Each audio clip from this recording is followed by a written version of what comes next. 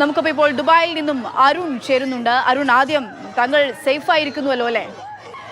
Hi, നമസ്കാരം. Actually എൻ്റെ പേര് അരുൺ. അപ്പോൾ ഞാൻ ദുബായിലാണ്, സൗത്ത് ദുബായിലാണ് ഉള്ളത്. നമ്മൾ കേരളക്കാരുടെ ഒരു ഇതെന്ന് വെച്ചിട്ടുണ്ടെങ്കിൽ നമ്മൾ ഈ യുദ്ധമൊന്നും അങ്ങനെ കണ്ട് ശീലമൊന്നുമില്ല.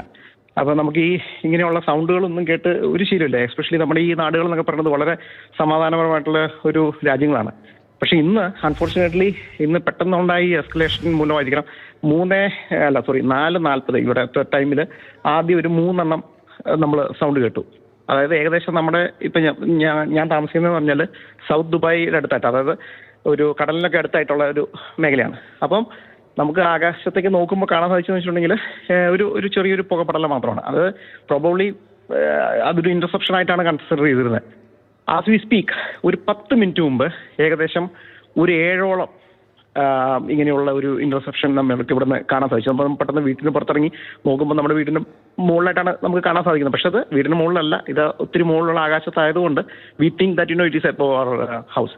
അപ്പം വളരെ ഒരു എന്താ പറയുക, ഒരു ഭീതിജനകം എന്ന് പറഞ്ഞിട്ടുണ്ടെങ്കിൽ ഈ നമ്മുടെ ഇങ്ങനെയുള്ള എന്താ പറയുക ആൾക്കാർ താമസിക്കുന്ന മേഖലയെ ലക്ഷ്യമാക്കി അല്ല ഇത് ചെയ്യുന്നത് എങ്കിൽ കൂടെയും ഇത് ഈ ഇന്റർസെപ്ഷൻ മൂലം ഉണ്ടാകുന്ന ഡെബ്രീസസ്, ഇന്നിപ്പോൾ ഇവിടെ നമ്മുടെ അബുദാബിയിൽ ഒരാൾ മരിക്കാനുള്ള കാരണമായത് തന്നെ ഈ ഡെബ്രീസസ് വന്ന് വീണതിന് ശേഷമാണ്.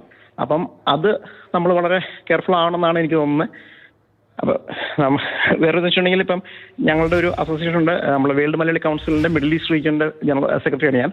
അപ്പോൾ നമ്മുടെ അണ്ടറിലുള്ള പ്രോവിൻസുകളിൽ എല്ലാവരോടും നമ്മൾ വളരെ അതോറിറ്റീസ് പറയുന്ന എല്ലാ കാര്യങ്ങളും ഫോളോ ചെയ്ത് മുന്നോട്ട് പോകാനുള്ള നിർദ്ദേശം ഞങ്ങളുടെ ഭാഗത്ത് നിന്ന് ഞങ്ങൾ കണ്ടോ.